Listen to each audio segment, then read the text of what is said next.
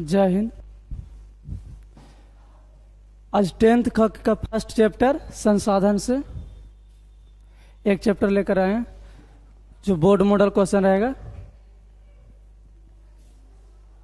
और देखिए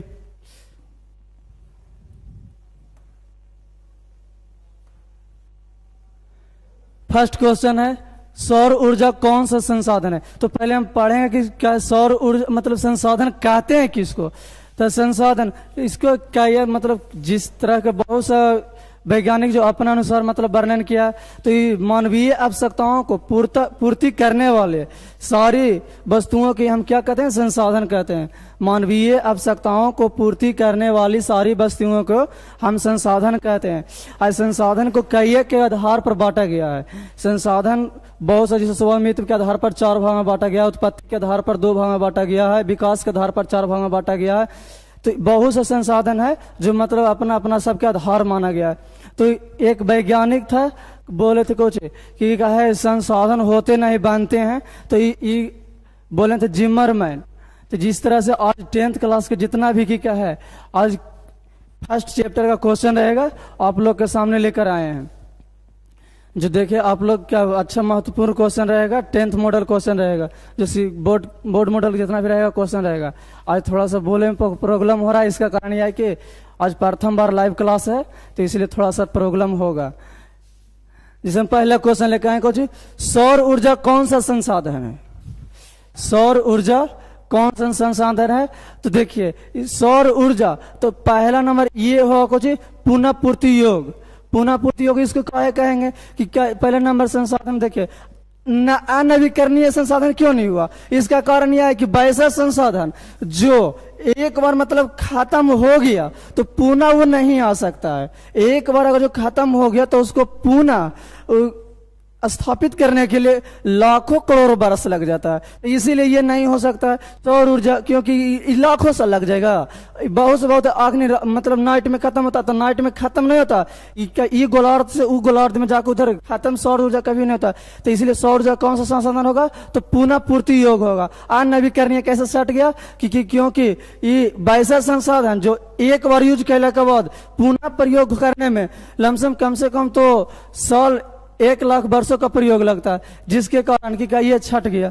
जैव संसाधन किसको कहते हैं, जिसमें से जीवों का अध्ययन किया जाए उसे जैव संसाधन कहते हैं। अजैव संसाधन किसे कहते हैं, जिसमें निर्जीवों का अध्ययन किया जाए उसे अजैव संसाधन कहते हैं। लेकिन यहाँ पर कर रहा सौर ऊर्जा कौन सा संसाधन है, तो सौर ऊर्जा कौन हो जाएगा, क्या है, पुनः पूर्ति योग संसाधन।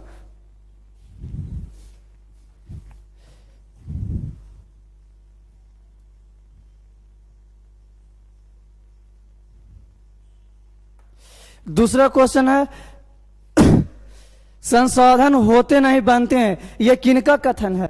संसाधन होते नहीं बनते हैं यह किनका कथन है। तो सुनिए यह कथन है जिमरमैन का। जिमरमैन जो कि क्या, जिमरमैन एक क्या था, वैज्ञानिक था जो कि इनका जन्म हुआ था जर्मनी में। इनका जन्म कब हुआ, जो कहाँ हुआ था, जर्मनी में। जिमरमैन का जन्म जर्मनी में हुआ था। और जर्मनी एक देश है जो यूरोप महादेश में पड़ता है। इनका जो जन्म हुआ था 31 जुलाई 1888 ईस्वी को जन्म हुआ था। किनका, जिमरमैन का। कहाँ जन्म हुआ था, जर्मनी में। इनके द्वारा कहा गया था कि संसाधन होते नहीं बल्कि संसाधन बनते हैं। चलिए नेक्स्ट क्वेश्चन की ओर चलते हैं।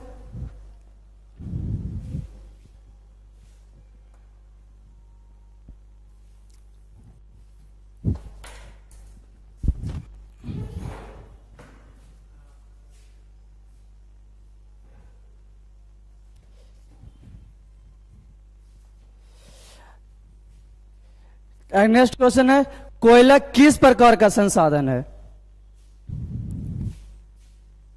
कोयला किस प्रकार का संसाधन है। तो कोयला देखिए, कोयला अभी जस्ट बताए थे अनवीकरणीय संसाधन का परिभाषा को जी बताए थे कि वैसा संसाधन जो एक बार खत्म हो जाता है और उसे पुनः पूर्ति करने के लिए लाखों करोड़ों वर्ष लग जाता है, उसे अनवीकरणीय संसाधन कहते हैं। नवीकरणीय संसाधन किसे कहते हैं? कि वैसे संसाधन जो एक बार मतलब यूज किए अब पुनः प्राकृतिक रूप से मतलब प्राप्त हो जाता है, उसे अनवीकरणीय संसाधन कहते हैं। अजैव संसाधन किसे कहते हैं? वैसे संसाधन जिसमें सजीवों का अध्ययन किया जाए उसे जैव संसाधन कहते हैं। अजैव संसाधन किसे कहते हैं? तो वैसे संसाधन जिसमें निर्जीवों का अध्ययन किया जाता है उसे अजैव संसाधन कहते हैं। तो बताइए, कोयला की का अग्नि कोयला के लहका लेंगे, अल्लाह कोयला के बजे राख बनेगा, बीने की का अथी हो जाएगा, फिर पुनः कोयला बन सकता है? नहीं बन सकता। तो जब नहीं बनेगा तो ये कौन संसाधन में आ जाएगा? अनवीकरणीय संसाधन में, क्योंकि अभी बताया गया था। अब जैसे मैं सूर्य मान अखनी उगलखिन है आ कल उगल उनका की कहू कि चल टाइम होला 6 बजे कल उगल हुआ आज फिर उगू ना 6 बजे, उनका कहे पड़ा जगावे पड़ा है? नहीं जगावे पड़ा, पुनः प्राकृतिक रूप से अपने को जो हैं चल उग जाते हैं टाइम पर। तो वो कौन? नवीकरणीय संसाधन। लेकिन अनवीकरणीय संसाधन में कुछ अखनी कोयला से आग लहरा के तप ले लिया, अब बिहने देखबी बिहने कोयला के हमारे धैले रहती, ऐसे हो सकता है जी? ऐसे नहीं हो सकता। तो कोयला किस प्रकार का संसाधन होगा? अनवीकरणीय संसाधन होगा। चलिए नेक्स्ट क्वेश्चन।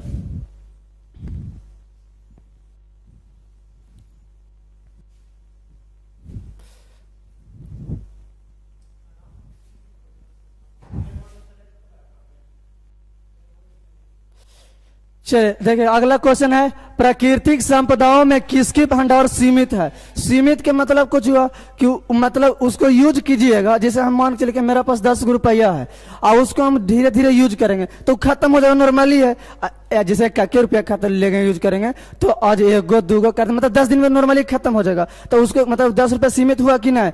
आज जैसे ना मान ले जाए कुछ कि हम ले लेंगे पानी के, तो पानी महासागर में पानी खत्म होती जी, क्या पानी का इसीलिए वो कुछ हो जाएगा? ये सीमित हो सकता है। आई कह रहा किसकी भंडार सीमित है, मैंने उसको अगर उससे सीमित है जिसके से ज्यादा यूज किए तो वह कुछ हो जाएगा, खत्म हो जाएगा। तो कोयला के बाबू का भंडार कुछ है, सीमित है।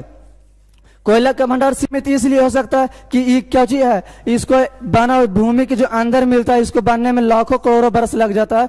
और ये क्या इसका भंडार सीमित रहने के कारण ये कि अगर जो इसको ज्यादा अत्यधिक उपयोग करेंगे तो ये पुनः खत्म हो जाएगा। लेकिन पानी के तो उपयोग करो तो खत्म हो जीता है। सौर ऊर्जा सूर्यमान की एक दिन उगलखिन 2 दिन की कहते अब आराम कर दे, थक गलिया है, ये हो सकला है जी? थक रही ना, इनमें से इसमें सभी तो हो ही नहीं सकला, ये तो ऐसी गलत हो गया।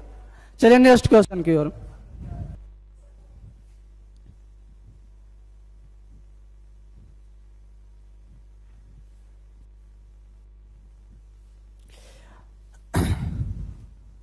अगला क्वेश्चन है, राष्ट्रीय संपदा समुद्री क्षेत्र में होता है कितनी किलोमीटर तक? कितने किलोमीटर तक, जैसे मतलब समुद्र में। तो हमारा ये नहीं समझ में आ रहा कि राष्ट्रीय संपदा समुद्री क्षेत्र में इसका अर्थ क्या हुआ।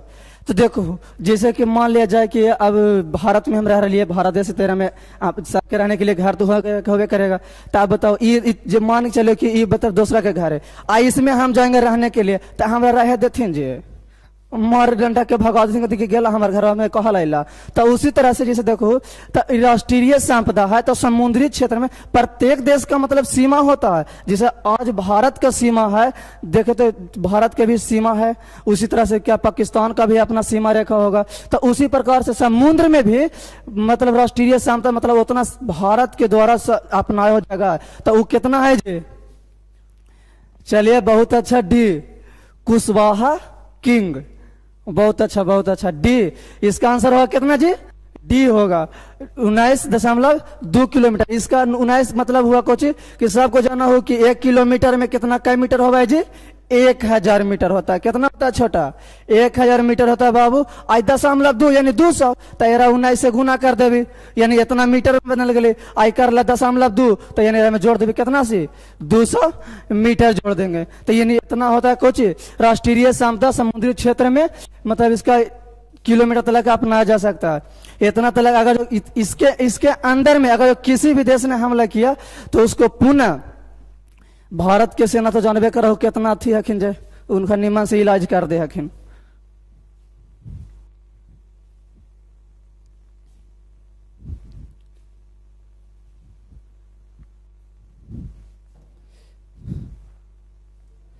अगला क्वेश्चन है तट रेखा से कितना किलोमीटर क्षेत्र सीमा अपवर्जक आर्थिक क्षेत्र कहलाता है। तो इसका आंसर हो सकता है, बताइए कोई लाइव वाला।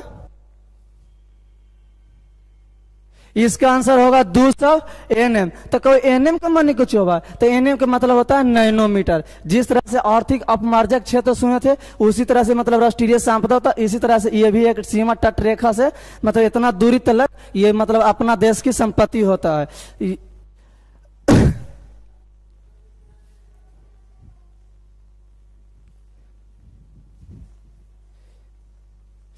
अगला क्वेश्चन है कुछ, अगला क्वेश्चन में देखिए कुछ, मछलियों का अस्तित्व को खतरे में कौन डाल सकता है। तो मछलियों का अस्तित्व को खतरा में कौन डालेगा, तो ध्यान रखे मछली पहले बताइए। सौंफ जल में की मछली मारा है जी, वो तो वह अच्छा है कि रहा जीती। अब बरसा जल में की मछली मारता है, ऊपरे से की अथी होता है, नहीं होगा। सागर जल तो देखबे करो सबसे बड़ा बड़ा के मछली सागरे में ही पाया जाता है। तो इसका आंसर होगा कौन, दूषित जल। सत्येंद्र कुमार बहुत अच्छा, ये नंबर बता रहा, बहुत अच्छा बाबू। क्या मछली का अस्तित्व को खतरे में कौन डाल सकता है, दूषित जल। और दूषित जल कह, दूषित के माने समझो और में कूड़ा कचरा मतलब क्या, जैसे कल कारखाना जितना वो उसमें सब पाइप को कुछ कर दिया, सोझिया दिया गया, और सोझिया दिया गया और उसको द्वारा जितना भी पानी आ रहा है एकदम गंदला रहता है, तो जिसके कारण मछलियों का अस्तित्व कुछ रहता है, खतरे में रहता है। चलिए नेक्स्ट क्वेश्चन के अनुसार चलते हैं।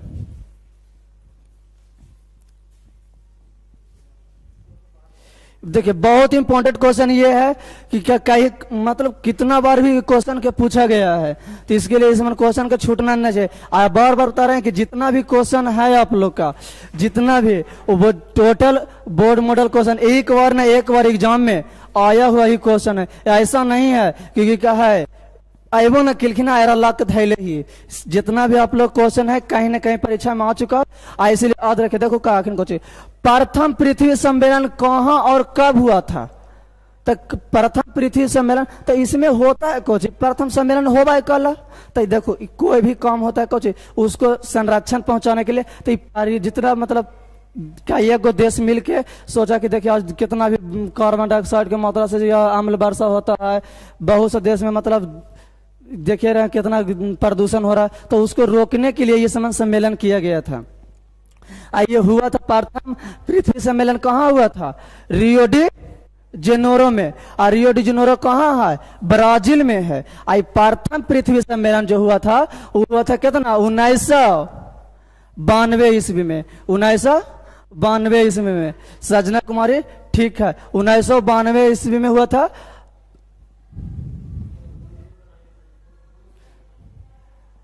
1992 ईस्वी में होता। याद रखिए छोटो, ये ब्राजील, ब्राजील एक देश है, कोई महादेश नहीं है, कोई शहर नहीं। ब्राजील एक देश है, जो देश जो है किस महादेश में पड़ता है, तो उत्तरी अमेरिका में पड़ता है। उत्तरी अमेरिका के सबसे उत्तरी अमेरिका में शायद ही पड़ता है, उतना कन्फर्म नहीं, लेकिन उत्तरी अमेरिका में ही एक देश है। कौन, ब्राजील।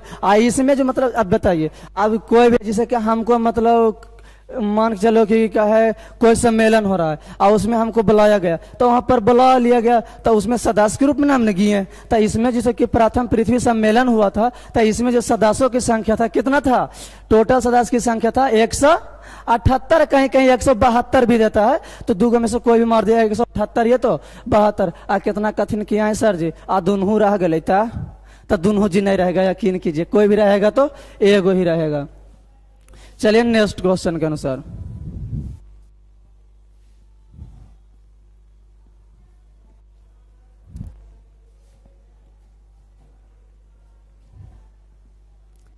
अगला क्वेश्चन है द्वितीय पृथ्वी सम्मेलन कब और कहां हुआ था। तो देखिए इसमें थोड़ा सा छूट गया है कि मतलब डेट नहीं डाला गया है, तो उसका डेट हम अभी बता रहे हैं जस्ट। द्वितीय पृथ्वी सम्मेलन प्रथम हुआ था कहां, रियो डी जेनेरो, कहां, ब्राजील में। जबकि दूसरा हुआ है कहां, कोई बता, चलिए डी, न्यूयॉर्क में। सही है सत्येंद्र कुमार, डी सही है, सही है। क्या द्वितीय पृथ्वी सम्मेलन कब और कहां हुआ था छोटू, तो न्यूयॉर्क में हुआ था। याद रखना प्रत्येक पृथ्वी सम्मेलन 5 वर्षों के अंदर में हुआ करता है। तब बताओ पहला होलखिन 1992 में, तो आप 5 साल जोड़े तो अबे करो, तो सबके जोड़ तो सिखेबे किलखिन हो, तब 92 आ 5 97। यानी 1997 ईस्वी में। याद रखना छोटू, जितना भी क्वेश्चन बताया जा रहा है ज्यादा बेसिक में नहीं लिया जाएगा, क्योंकि जितना जितना बताया जाए सेम टू ऐसे क्वेश्चन आता है, ज्यादा बेसिक में नहीं जाता। अब बताइए कंपटीशन लेवल को थोड़ा ना हो रहा कि एक एक पॉइंट को उतना धरबो, जे लेवल से पूछल जा कि नो लेवल से जी बतावल जाए, ऐसा ना। ज्यादा बेसिक क्या है, उतना बेसिक नहीं पूछता है, जो पूछता है जिस लेवल से आप लोग को बता दिया गया। तो याद रखिएगा कुछ कि द्वितीय पृथ्वी सम्मेलन कब और कहाँ हुआ था। तो कहाँ होलखिन हल जी, न्यूयॉर्क में। कब होलखिन हल, तो क्या 1997 में। ये भी जाना हो तो कि 1992 में कुछ हुआ था, प्रथम पृथ्वी सम्मेलन। प्रथम पृथ्वी सम्मेलन हुआ था कौची बाबू 1992 में। आई हुआ था कहाँ, याद रखना। प्रथम बोलेगा तो रियो डी जेनेरो, जो कहाँ पड़ता है, ब्राजील में पड़ता है। आगे जो द्वितीय बोलेगा तो 1997 में। आई कहाँ है बाबू, न्यूयॉर्क में। न्यूयॉर्क सबको जाना हो बाबू, कहाँ पड़ता है जी, USA, संयुक्त राज्य अमेरिका। जे कौन महादेश में पड़ता है जी, उत्तरी अमेरिका में, उत्तरी अमेरिका। याद रखना।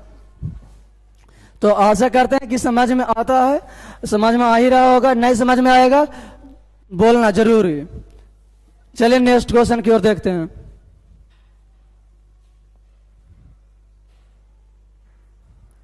देखिए तीनों पृथ्वी सम्मेलन को हम एक जगह सरिया है, इसलिए कि ताकि समझने में क्या चीज हो, कठिनाइयां ना हो। अब करा तृतीय पृथ्वी सम्मेलन कहाँ हुआ था। तो देखिए तृतीय तो पहला तो सबको जाना गया कहाँ होलल जी, रियो डी जेनेरो में। दूसरा होलल कहाँ जी, न्यूयॉर्क में।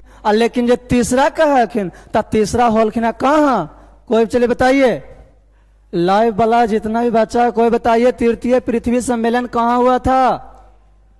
डेट नहीं कहाँ हुआ था, जो बताइए। जोहान्सबर्ग में हुआ था। कहाँ हुआ था जी, जोहान्सबर्ग में। जो पूरा इसको इंग्लिश नहीं कर पाता है बच्चा, लाइव वाला जितना भी लाइव वाला बच्चा है वो कृपया करके खाली ABC मार दीजिए, हम समझ जाएंगे कि कितना बच्चा आप लोग जान रहे हैं जी। तो कर रहा तृतीय पृथ्वी सम्मेलन कहाँ हुआ था जी, तो जोहान्सबर्ग में। आई कब होलखिन, तो अब के न बतैलिए जी कि 5 बरस के अंतराल में हो रहा है। तब बताओ, पहला होलल 1992 ईस्वी में, दूसरा होथिन 92 5 97 ईस्वी में, तीसरा होथिन 97 5 2002 ईस्वी में। कोई दिक्कत समझ में तो आ ही रहा होगा, नहीं आएगा जरूर बोलना। जितना भी लाइव वाला बच्चा कृपया करके नहीं समझ में आए तो बोलना है। तो एरा में अब देखो तीनों का वर्णन जी कर दिया, तीनों का वर्णन यहाँ पर कर दिया गया। देखिए पहला में, पहला पूछेगा तो कहाँ हुआ था छोटू, रियो डी जेनेरो में। रियो डी जेनेरो में प्रथम हुआ था। कब हुआ था जी, 1992 ईस्वी में। कोई यहाँ तक दिक्कत जी नहीं।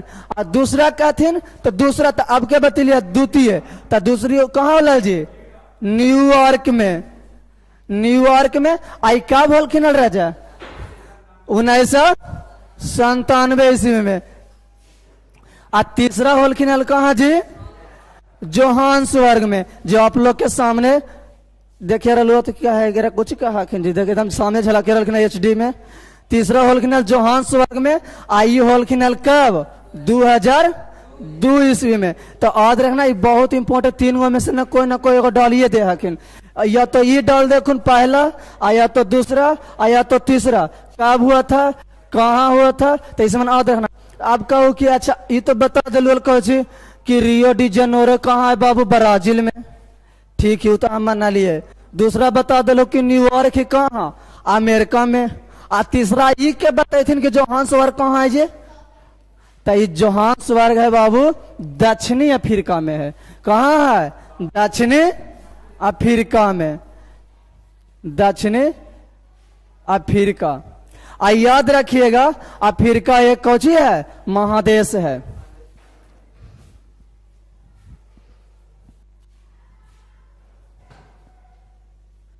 चलिए नेक्स्ट क्वेश्चन में,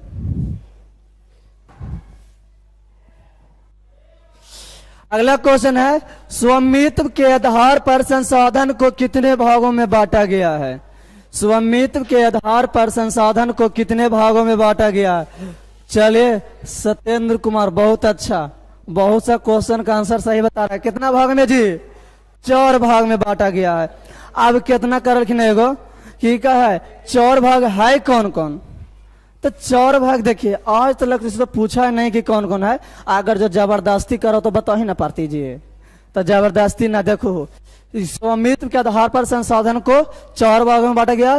पहला है बाबू व्यक्तिगत, व्यक्तिगत, दूसरा है सामुदायिक, और तीसरा है राष्ट्रीय, और चौथा है अंतरराष्ट्रीय, अंतरराष्ट्रीय।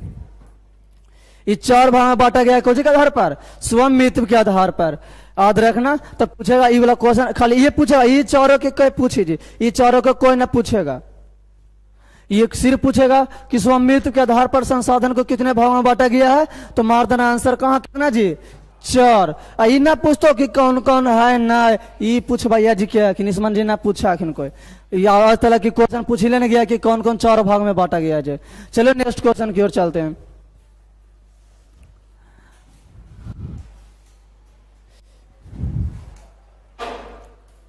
चलिए नेक्स्ट क्वेश्चन कौन है? संसार का सबसे कीमती संसाधन कौन सा? कीमती के मतलब कीमत, उसके मतलब उसकी अति ज्यादा होता होगा, मतलब जैसे कि मान लिया कीमती का अर्थ हुआ कुछ उसको चाहने वाला, मतलब बहुत सा चीज होगा। तो इसमें पशु, पशु कई गो ज्यादा पशु कीमती हो सकल कि ना जी? ना होते, इसलिए पशु नहीं हो सकता, ये तो गलत हो गया ऐसे ही। और दूसरा में करल कि ना बैन, तो बैन कुछ समय के लिए हो सकल, लेकिन ऐसे नहीं हो सकता। अगला है कोची बाबू नदी, तो नदी भी नहीं हो, इसका खनिज हो जाएगा। खनिज के मतलब बहुत जैसे पेट्रोलियम चले, किरासन तेल ले लीजिए, डीजल ले लीजिए, जितना भी आजकल देखो तो बहुत सा यह क्या है फेयर हैंडसम लगा हुआ कि कोची कोची सब एक ये खनिज के तहत पेट्रोलियम के तहत बनता है। जितना भी ग्रीस त्रीस होता है सब चीज यही सामान के बीच में बनता है। चलिए नेक्स्ट क्वेश्चन की ओर।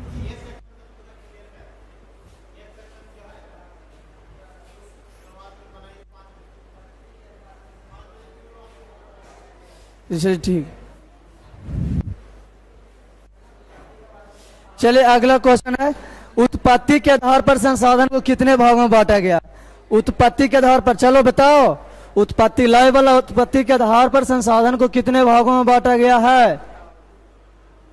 बताइए, उत्पत्ति के आधार पर संसाधन को कितने भागों में बांटा गया है जी? सी सही ऑप्शन, सी। कितना है जी? 2 भाग में बांटा गया। पहला में नवीकरणीय और दूसरा में अनवीकरणीय, नवीकरणीय और अनवीकरणीय। अभी परिभाषा भी बता चुके हैं कि नवीकरणीय हम किसको कहेंगे?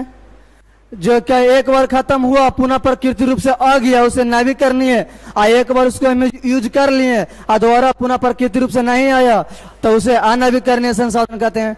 चलिए नेक्स्ट क्वेश्चन की ओर।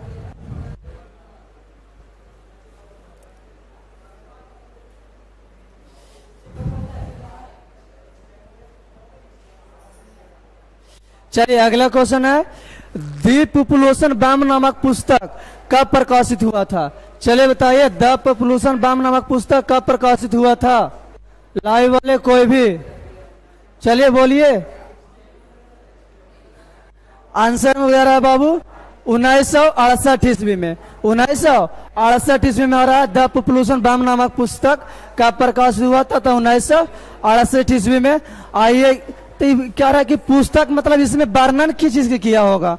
अब जिसे कहे कोई भी बोल सकता है कि इसमें वर्णन कौन सी के होगा, कोई चीज के, जैसे हम मान चलो कि हिंदी के है तो हम कह सकते हैं ना कि हिंदी के है तो इसमें हिंदी रहा होगा, तो उसी द पॉपुलेशन तो आदर सबको जानबे करो तो कि पीपल माने कुछ था लोग, तो इसमें लोगों के मतलब जितना भी उसके लोग की जनसंख्या होता है जिसके आधार पर ये पुस्तक को भी बनाया गया था। कब? 1968 ईस्वी में। नेक्स्ट क्वेश्चन की ओर चलते हैं।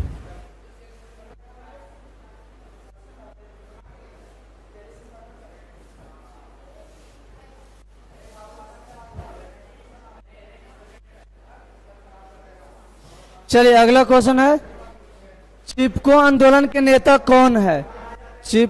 चिपको आंदोलन के नेता कौन है? तो इसका आंसर होगा कोच मेगा पटाकर तो होती ना बाबू। ये कौन होता है? ये किनकर नेता है? नर्मदा बचाओ का नेता हखिन। ये किसका नेता है? नर्मदा बचाओ का मतलब जो प्रमुख नेता हखिन जो क्या हखिन? मेगा पटेकर। आई महात्मा गांधी तो बाबू इनकर तो इनकर बारे में क्या ना जानो की क्या। तो इसका आंसर हो जाएगा को सी में को जी सुंदरलाल बहुगुण।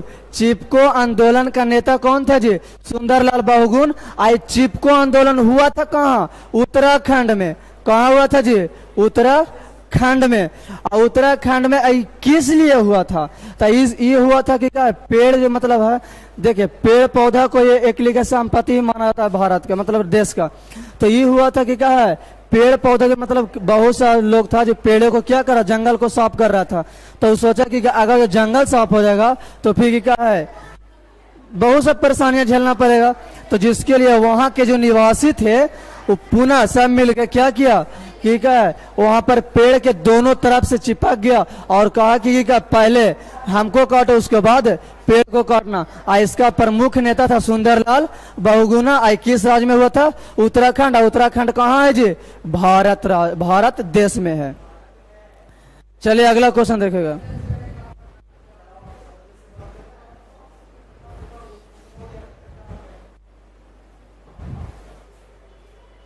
अगला क्वेश्चन है किन्हीं एक मानवकृत संसाधन का नाम लिखे। मानवकृत के मतलब कुछ हुआ, मानव के द्वारा बनाया गया संसाधन, मतलब मानव के द्वारा बना। तो बताओ तो पानी आदमी बना लेथिन कि नहीं?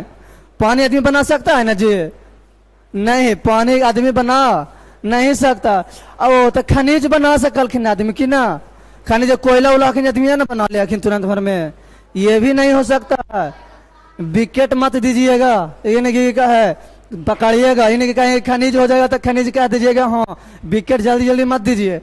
क्या है, खनिज भी नहीं होगा, पानी भी नहीं होगा। अच्छा देखो कोयला के आदमी बना सकला है जी? जब कोयला बनावल जीता हल जैसे जिस तरह से रोटी घर में बनावल जाए बाबू, अगर जो कोयला भी बनावल जीता ना तो रोज की क्या बनाते रहता है, खाना पकते रहती ना, गैस की जरूरत पड़ती ना नहीं। लेकिन तो कोयला के बना सकला आदमी? तो अच्छा ये घर आदमी नहीं बना सकला ना जी? घर बना सकता है बाबू, घर तो आदमी बना सकता है। ये भगवान बना दिलखिन घर बाजी नहीं। तो इसका आंसर है कुछ, इसका आंसर हो कुछ जो मानव के द्वारा मतलब बनाया गया हो उसे क्या कहते हैं? मानव संसाधन कहते हैं, मानव कृत। मानव के द्वारा बनाया गया संसाधन को मानव कृत कहते हैं। तो जिसे हम देखिए तो मानव कृत संसाधन जैसे हम हो गया कुछ मकान, तो मकान क्या भगवान बनाएंगे? आदमी बना सकता। तो ये मानव के द्वारा बनाया गया चीज है, तो इसलिए कुछ मकान होएगा मानव कृत संसाधन। ठीक बन कर ठीक है। तो नेक्स्ट बाकी जब जितना भी क्वेश्चन रहेगा, लेट आए हैं तो थोड़ा सा इसीलिए थोड़ा सा प्रॉब्लम था। तो नेक्स्ट क्वेश्चन में आगे जितना भी क्वेश्चन बचा हुआ है टोटल एक एक करके सोल्यूशन आप लोग के करवा दिया जाएगा। 5 बजे के नहीं, 5 बजे नहीं हो सकता है जी, कल हो सकता है। कल आएंगे, फिर कल आने के पहले आप लोग को फॉर्मेशन मिल जाएगा कितना बजे से लाइव आएंगे।